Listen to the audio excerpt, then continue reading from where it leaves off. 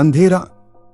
गर्मियों की छुट्टियां थीं और सोनम अपने परिवार के साथ हिमालय की ओर यात्रा पर निकली थी। वह एक प्राकृतिक राज्य में एक छोटे से गांव में रह रही थी। गांव में एक पुराना मंदिर था जिसकी दीवारों पर अत्यंत पुरानी तस्वीरें बनी हुई थीं। सोनम ने सुना था कि मंदिर में रात को अजीब अजीब आवाजें आती हैं, लेकिन वह इसे ध्यान नहीं दिया। जब वह और उसके परिवार रात को बिस्तर पर सो रहे थे तो एक अजीब सी संगीनी आवाज सुनाई दी। सोनम की बहन प्रियंका भी जागी हुई थी और दोनों उन्होंने आवाज को सुना। क्या यह असली है? सोनम ने पूछा। लगता है कि वह मंदिर से आ रही है, प्रियंका ने कहा। दोनों बहनें मंदिर की ओर बढ़ी। वहां पहुंचकर उन्होंने अंदर से कुछ दिव्यात्मा से जुड़े हुए तस्वीरें देखीं। तस्वीरों पर एक प्राचीन समुद्र में डूब रही नाव और भूतों की तस्वीर थी। यहाँ कुछ अजीब हो रहा है, सोनम ने कहा। जब वह और प्रियंका वापस बहनों के कमरे में लौटीं तो देखा कि उनकी आंखों के सामने उसी मंदिर की तस्वीर थी। तस्वीर में एक डाकू था जो दोनों बहनों को देख रहा था। हमें यहाँ नहीं रहना चाहिए, प्रियंका ने कहा। लेकिन अगली रात जब वह दोनों सोने जा रही थीं, उन्होंने वही आवाज फिर से सुनी। इस बार आवाज कुछ बोल रही थी, तुम गलत जगह पर आ गई हो, इसे सुधारो। उसी समय सोनम ने महसूस किया कि उसके पैरों के नीचे कुछ है। जब वह नीचे झांकी तो उसने एक छोटे से खोदे मकान में जली हुई चीज देखी।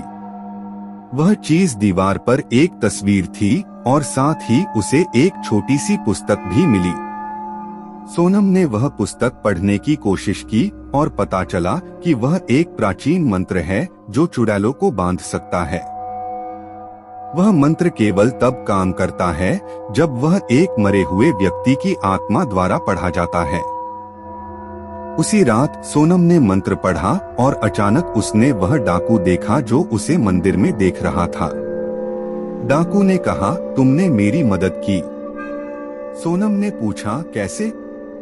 डाकू ने कहा, मैं एक प्राचीन व्यक्ति हूँ जो इस मंदिर में फंसा हुआ हूँ। तुमने मेरी मदद की है और अब मैं तुम्हें बचाना चाहता हूँ। सोनम ने पूछा, कैसे? डाकू ने बताया कि उसे एक अजीब बीमारी है जिसकी वजह से उसका शरीर तेजी से पूरी तरह से सूख रहा है। वह चाहता है कि सोनम उसकी आत्मा को उसके पूरे शरीर से बाहर निकाले और उसे मुक्त करे। सोनम ने डाकू की मदद की और उसकी आत्मा को मंदिर से मुक्त किया। जैसे ही डाकू की आत्मा मुक्त हुई, मंदिर में अचानक एक अंधेरा छा गया। जब सोनम और प्रियंका वापस अपने कमरे में जा रही थीं, तो उन्होंने महसूस किया कि उनके आसपास कुछ अजीब हो रहा है।